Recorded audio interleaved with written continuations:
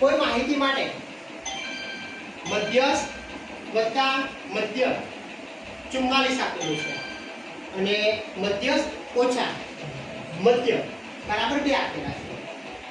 તો z ની કિંમત z એટલે બહુલક શોધવાનો છે. તો બહુલક માટે આપણી પાસે મધ્યસ્થ અને બહુલક હોય એવું એક સૂત્ર છે. z બરાબર 3m - 2x બાય.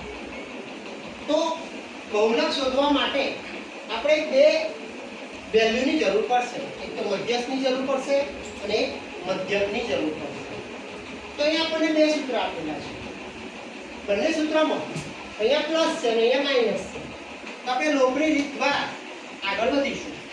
તો સમીકરણ નંબર 1 લખીએ m + x બાર બરાબર 44.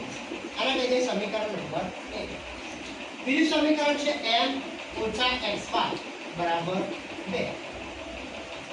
લોભની રીત કરીએ તો પ્લસ માઈનસ માઈનસ m એટલે 2m બરાબર 44 + 2 46. હવે મારે m ની કિંમત શોધવી છે. તો બે ગુણાકારમાં સામે જાય તો ભાગાકાર.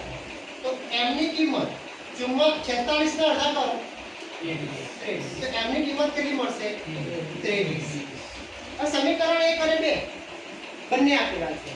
તો આ જે મધ્યસ્થની કિંમત તમને મળી છે એ સમીકરણ 1 અથવા તો 2 માં મૂકીએ. સમીકરણ 1 માં મૂકીએ.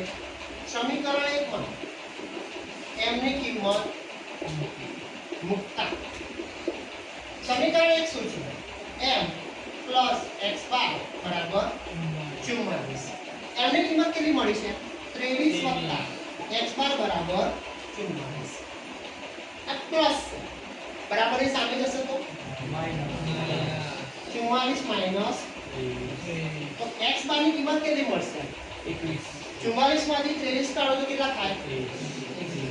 તો અહીંયા તમને મધ્યસ્થ અને મધ્યક બંનેની કિંમત મળી ગઈ છે. હવે આપણે શોધવાનું છે બહુલક. તો બહુલક માટે સૂત્ર છે એની અંદર આપણે કિંમતો મૂકી દઈએ. 3 મધ્યસ્થ કેટલો મળ્યો હતો 23. મધ્ય લખાઈ ગયો. હવે મધ્યકની વાત કરીએ તો 21. 23 × 3 3 તારીખ 9 3 દુ 6 2 એકા 2 2 દુ 4. તો 69 - 42 કેટલા આવશે 27. 9 માંથી 2 કાઢો 7 અને 6 માંથી 4 કાઢો એટલે 2.